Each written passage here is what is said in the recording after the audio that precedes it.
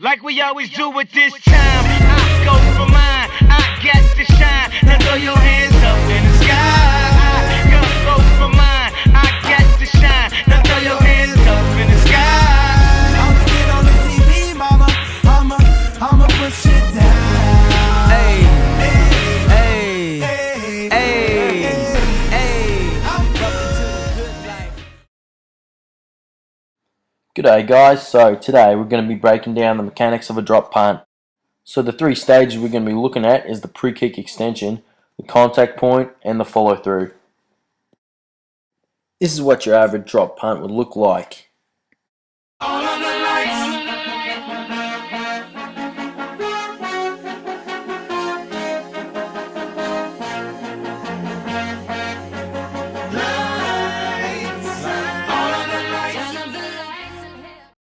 During the pre-kick extension phase, we'll be looking at the acetabular-femoral joint.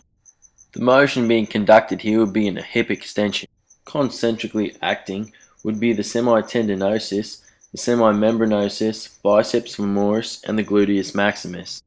At the tibial femoral joint, there is slight knee flexion, with a concentric action being completed by the sartorius, the gracilis, semitendinosus, semimembranosus, bicep femoris, and gastrocnemius. Moving further down the joints, we get to the talocrural joint, where we find the right foot in plantar flexion, being concentrically acted upon by the gastrocnemius, soleus, tibialis posterior, flexor digitorum longus, flexor hallucis longus, and peroneus longus. While in the left foot, there's dorsiflexion, being concentrically carried out by the peroneus tertius, extensor digitorum longus, and tibialis anterior.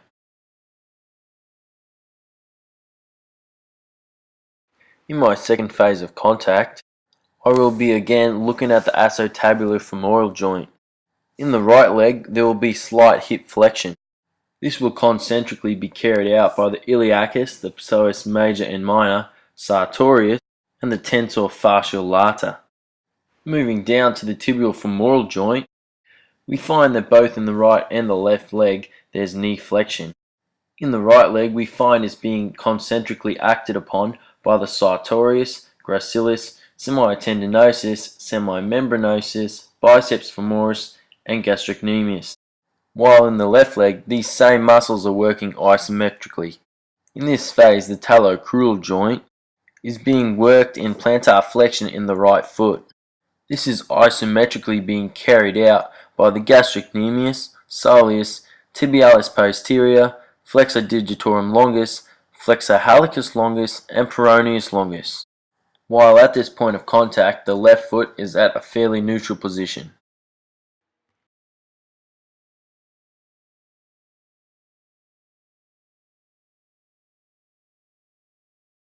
Now the final stage of the drop punt would be the follow through. In the right leg at the acetabular femoral joint, there is extreme hip flexion. This would concentrically be carried out by the iliacus, psoas major and minor, sartorius, and the tensor fascial lata.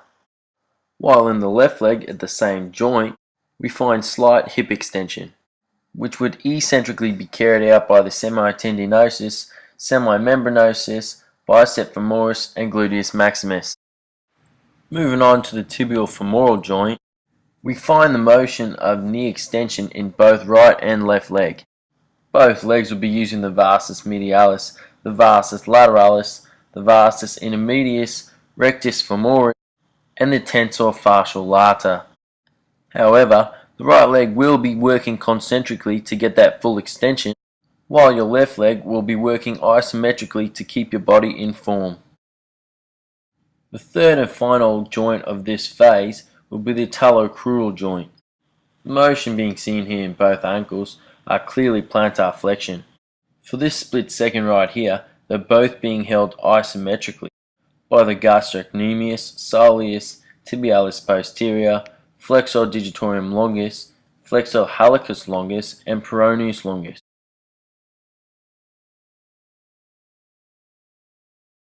One of the most common injuries seen in AFL is the pulling of the hamstring muscles. There's clearly a lot of stress and strain put on these muscles throughout the game, as this movement can be repeated 100 plus times easily in one game.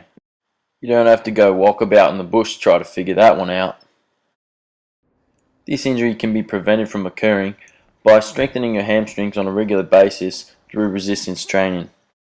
Another gem you should keep in mind if you're trying to keep your legs out of injury would be to work on your flexibility, especially at your acetabular-femoral joint. Having good range of motion through your hips is always vital to a good kick. References used in order to complete this presentation include Huglam and Bertotti's Clinical Kinesiology, also an AES article titled Hamstring Strain Incidents Between Genders in Sports in the NCAA Athletics, conducted by Cross, Kelly, Gurkha, Conaway, and Ingersoll. And finally, Lippincott, Williams, and Wilkins Corrective Exercise Training. Thanks for taking a gander, guys.